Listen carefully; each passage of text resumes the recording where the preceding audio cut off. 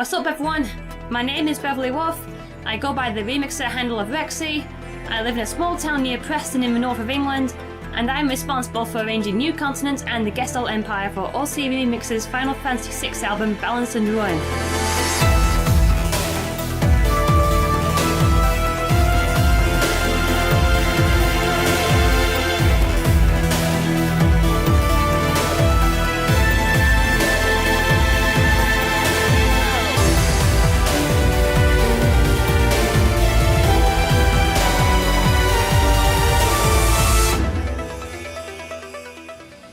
The earliest experience with a non-toy musical instrument that I can remember was with my primary school's upright piano.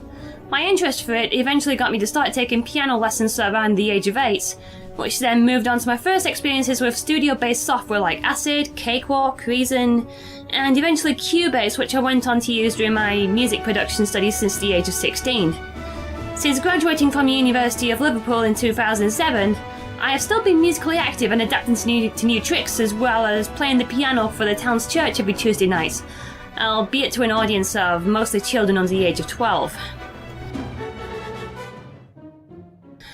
I have acknowledged Final Fantasy VI to be one of the greatest RPGs ever made, though one thing that hit me home was how intimidating the villains ultimately turned out to be, especially turning into the second half with Kefka successfully conquering the world.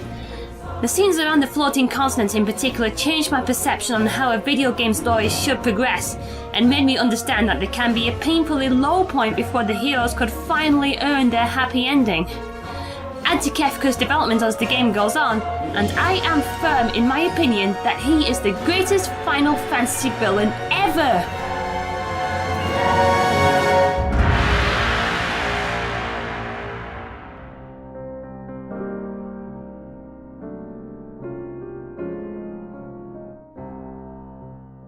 And it's natural that by the time we're introduced to the Gestalian Empire, they already have this stranglehold on the world, as well as being critical to Terra's growth. Much of the first half of the game is based around her learning what she is, her bad memories of her time with the Empire, and what she can do to stop them from causing any more damage. So it's natural that Terra's innermost fear is played out via Gestalian Sonata, which evolves that fear and culminates with the newfound gut instinct to chase them out. It's something that transfers well into real life too.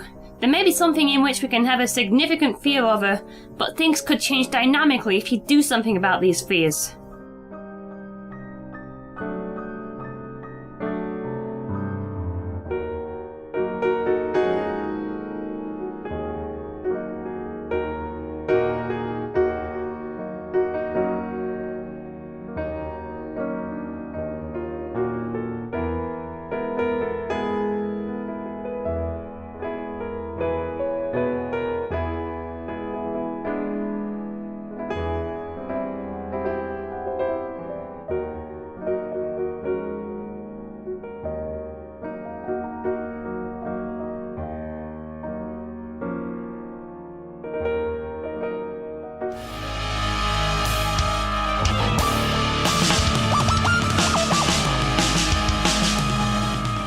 And with Black Genesis, I decided to channel in that storytelling curveball that I just mentioned via the New Continents into a musical form incorporating early doom metal inspirations.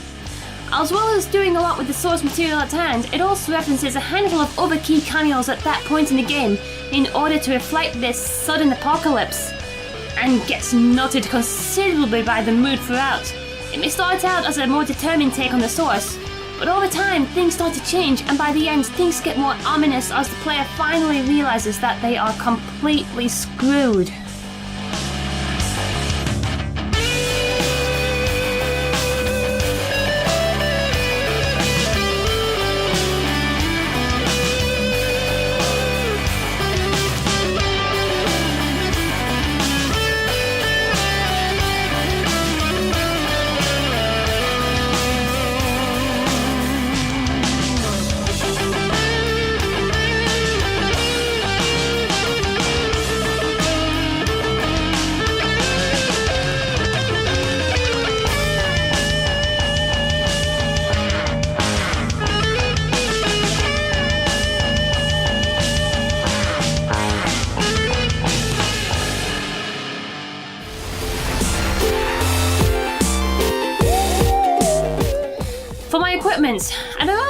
track's creation, my setup was a little more primitive than it is now. Basically, it was originally my keyboard, the PSR E43 that I've used for the past 6 years, hooked into my old laptop computer with the tracks being concepted in my old Cube-based software. I have since invested on another PC, with Reaper being my primary workstation of choice now, and over the past couple of years I've been slowly building up a more expensive sound library, with Brandon Strader giving me pointers on what to take on board. He even suggested me to use the Contact Native Instruments patch Alicia's keys for my piano solo work during that time, which was what was ultimately used to give the defining, delicate sound for Gestalian Sonata. For Black Genesis, it went by the general scenario of pretty much most of my collaborations with Brandon. Originally, I'd write the track out as a MIDI, then he would receive it, record his live instrument parts, and also went on to do the production work for it. In fact, Brandon's overall enthusiasm with the community at large was a huge aid in getting me re-involved with OC remixers on the social level over the past couple of years. And if it weren't for the initial encounter during development for the Sonic 1 album, The Sound of Speed, odds are I would have been a different person, and a handful of tracks I might have done in the past may not even have existed.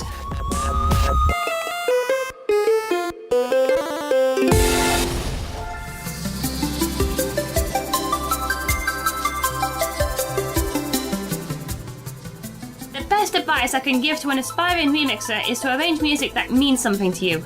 We are all artists at the end of the day, and through your own interpretation of the source material, you'll feel happy with yourself and more motivated to keep fine-tuning the craft.